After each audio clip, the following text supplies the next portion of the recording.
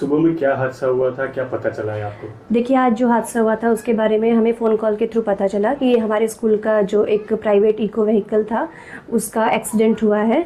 हम लोग after 15 minute spot पे पहुँचे, क्योंकि उस वक्त हमें सडनली पता नहीं था और ये शायद कुछ एक एक्सीडेंट किसी बस और इको में हुआ।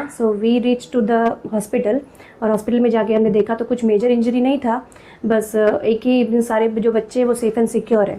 और इसमें हमने प्राइवेट व्हीकल्स को ऑलरेडी हमने मीटिंग लेकर सारे नॉर्म्स एंड कंडीशंस जो एक बच्चे की सेफ्टी के लिए होते वो हमने रखे थे, बट फिर भी ये अनफॉर्चुनेटली यह हादसा हुआ है।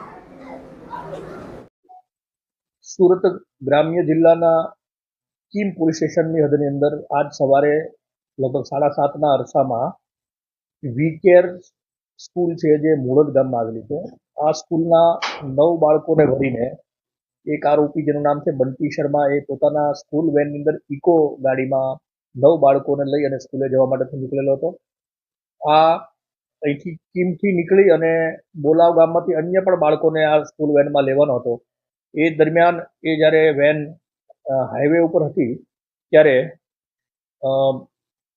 મૂળદ ગામ પાસે એક બસ જ્યારે ટર્ન લઈ રહી હતી ત્યારે આ ઇકો ગાડીનો જે ચાલક છે એ અત્યંત સ્પીડમાં હતો, ઓવર સ્પીડમાં હતો ને એના કારણે એ બસની પાછળના ભાગે ગાડી ટચ થયેલી, એટલે અકસ્માત થયેલો. એના કારણે આ ગાડી છે એ પલટી ખાઈ ગયેલી. પલટી ખાઈ અને રોડ સાઈડમાં નીચે ખાળિયાની અંદર ઊંધાઈ પડી ગયેલી હતી. આ અકસ્માતના આજુબાજુના લોકો ભેગા થઈ અને બાળકોને સ્કૂલ વેનમાંથી બહાર કાઢેલા હતા. 9 બાળકો પૈકીના 6 બાળકોને ઈજા થયેલી હતી. એમને તાત્કાલિક હોસ્પિટલમાં સારવાર માટે લઈ જવામાં આવ્યા હતા. સ્થાનિક પોલીસને જાણ થતાં કીમ પોલીસ સ્ટેશનનો સ્ટાફ પણ બનાવવાળી જગ્યા પર પહોંચેલો હતો. 6 બાળકો જે ઈજાગ્રસ્ત હતા એ પૈકીના 2 બાળકો અત્યારે સારવાર હેઠળ છે, એમને ઈજાઓ થઈ છે નાની મોટી. 4 બાળકો છે જે ઈજાગ્રસ્ત થયેલા હતા એમને પ્રાથમિક સારવાર કર્યા પછી એમને રજા આપવામાં આવેલી છે.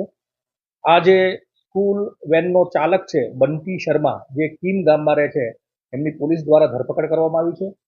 આરોપીની સામે ભારતીય ન્યાય સંહિતા અને મોટર વ્હીકલ એક્ટ હેઠળ ગુનો દાખલ કરવામાં આવેલો છે. આ જે સમગ્ર બનાવ છે એમાં જે સ્કૂલમાં અધિકૃત કરવામાં આવેલા બાળકો જે વેનમાં હોવા જોઈએ એની કરતાં પણ વધારે બાળકો છે એની પણ કલમ લગાડવામાં આવી છે.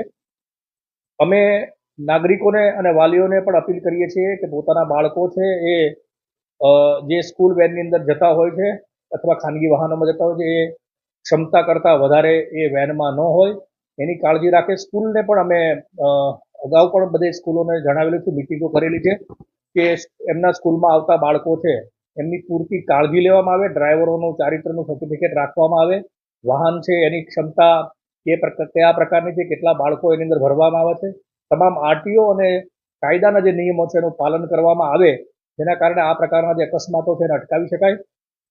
પોલીસ તરફથી પણ ડ્રાઈવ રાખવામાં આવશે કે અનઅધિકૃત રીતે જે વાહન ચાલકો બાળકોને અથવા અન્ય વાહનોમાં જે બેસાડીને મુસાફરોને બેસાડવામાં આવે છે એ ડ્રાઈવ રાખી અને એમની સામે પણ કાયદેસરની કાર્યવાહી કરવામાં આવે. મારું નામ રાજેન્દ્ર શાહ. સવારે મારો છોકરો સ્કૂલે જવા નીકળ્યો વાનમાં, વીકેન્ડ ઇન્ટરનેશનલ સ્કૂલમાં ભણે છે. સવારે લગભગ 7:15 જેવો નીકળ્યો ઘરેથી. 7:30 જેવો ફોન આવ્યો દોસ્તારનો કે અહીંયા મૂળજ પાર્ટી ઇકો પલટી મારી ગયેલી છે. પછી હું ત્યાં ગયો, જોયું તો બધા છોકરાને સાધનામાં લઈ આવેલા હતા. મારા છોકરાને તો થોડું વાગેલું હતું, પણ બીજા છોકરાને થોડી ઈજા થઈ રહી હતી વધારે. લગભગ 12-15 જેવા બાળક હશે અંદર વેનમાં. ના, સ્કૂલની પ્રાઇવેટ વાન છે.